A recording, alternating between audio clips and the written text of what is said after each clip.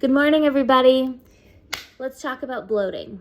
Let's talk about why you might be feeling bloated, some things that you can do in the moment to help yourself, and then also some underlying reasons that might take a little bit more time or energy to be able to figure out, but ultimately will help you get out of the cycle of waking up feeling bloated, or waking up feeling fine, eating and then being bloated, or even just the occasional, every time I eat this thing, I feel bloated. We all fall somewhere in that area at some point in our lives. I'm certain of it. So what are some of the reasons that you could feel bloated? Stress is always one. We have talked at length now about the ways in which stress impacts your digestive system.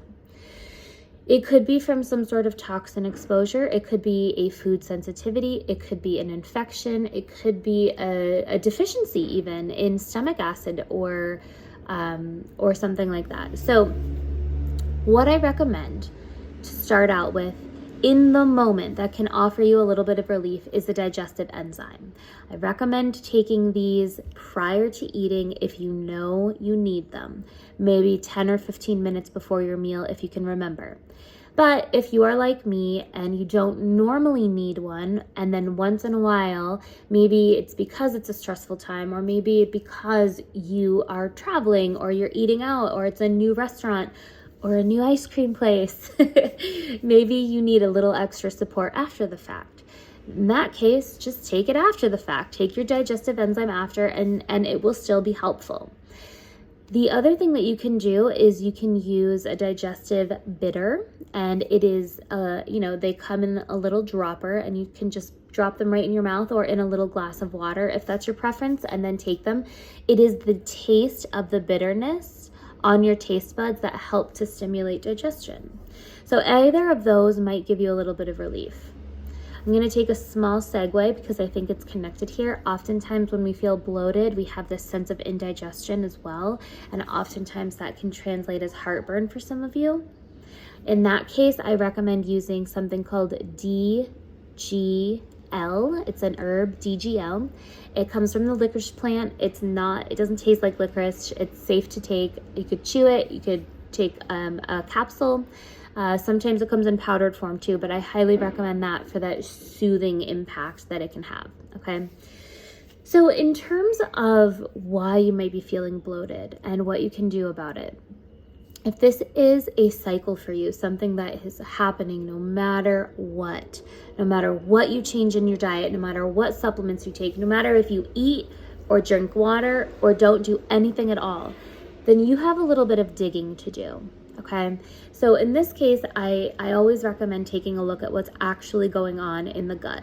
Okay, get a stool sample test, figure out what is there, what is not there, what needs to be repaired, what needs to be replaced, what needs to be replenished, whatever those things are. Work with somebody, whether you do this for a longer period of time or just a short period of time, to figure out what's happening in your body, right? Just gather the information so that you know exactly what you need to do. Sometimes this can be a result of bacterial overgrowth. Sometimes it can be leaky gut, which can result in food sensitivities. A lot of you are going to relate to that, the idea of having food sensitivities where you eat something and you can't quite pinpoint what it is, but you know that something you're eating is causing you to be bloated or a host of other symptoms. And, we'll do a separate conversation on this, but food sensitivities are really a symptom. So there's ways that we can manage them and remove them and reintroduce these foods. But if you have food sensitivities, it's likely because there's something else going on in the gut that caused the opportunity for those food sensitivities to develop in the first place, okay? So taking a look at the gut, you can look at your food sensitivities and we can work through removing those, healing the gut, and then adding them all back in. That would be the goal. It's not perfect for everybody, but that is the goal. That's how we use food sensitivity testing here. You can take a look at your micronutrients. Are you actually absorbing the things that you're getting from your food? Do your cells have access to utilizing the nutrients that you're bothering to consume and eat, right? Also, we've talked a little bit about, and you could check out some of the past videos on this, stomach acid. We know that stomach acid plays a huge role in properly digesting your food. If your stomach acid levels are low, then you're not going to be in a position to digest your food properly. And without proper digestion, bloating is one of the first things that happens as a result. And this is because food doesn't get broken down, and so it ends up lower in the digestive tract in bigger particles than those areas of the GI tract prefer to have them.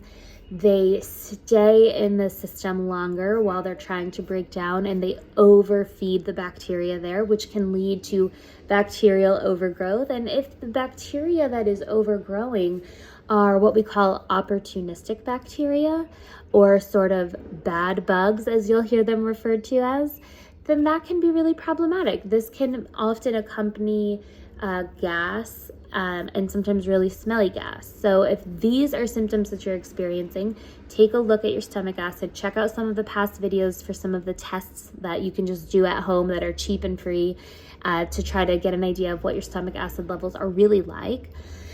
And then you can also remember this very simple thing: chew your food.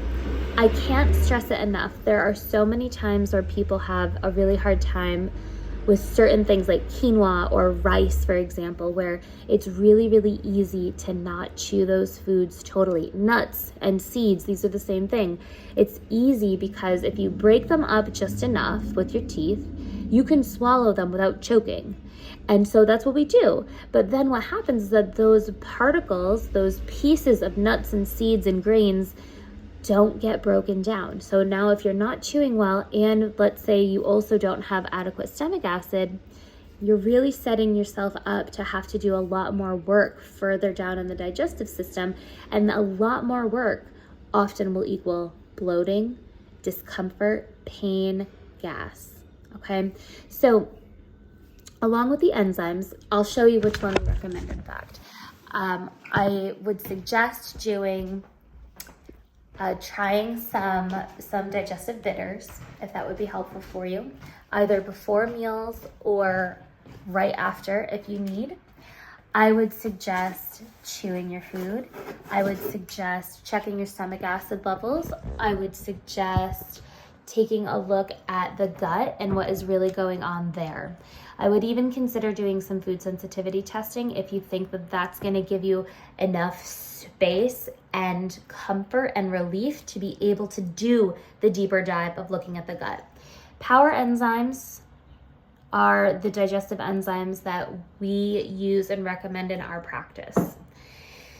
The last thing that I would like to remind you of is related to stress. Don't forget that you can create pockets of calmness around your meal times by doing things like the physiological sigh. We've talked about this in the past.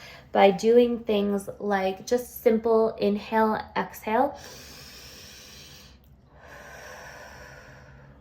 3 to 5 times before you get ready to have a meal. All of those things are going to help set your digestive system up to be able to function properly. Now, for some of you, that's not going to be adequate, and you're going to have to do some further testing. You're going to want to do some further testing and really gather the information about what's going on so you know exactly what to do moving forward. For those of you, check out the links below on the testing packages that we offer, just to give you a little bit of an idea of what exists out there and how you can try to get some guidance and support for yourself. Because if you are bloated, it is a sign that something is going on. It is not normal. This IBS, you just have to deal with it. No, not normal, not something that you have to deal with. And I highly, highly recommend that you try some of these little tricks.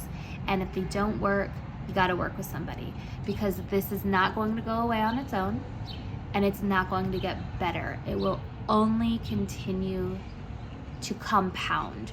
And then one day you're gonna have a really stressful day, or you're going to get sick, or something out of the blue is going to happen, and it's going to set off a cascade of events.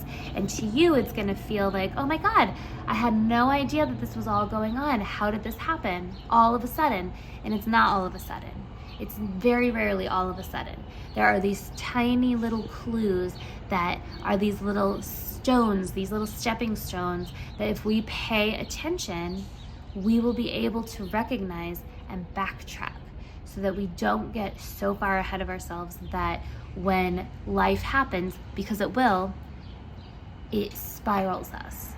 Okay, so try some of these tricks.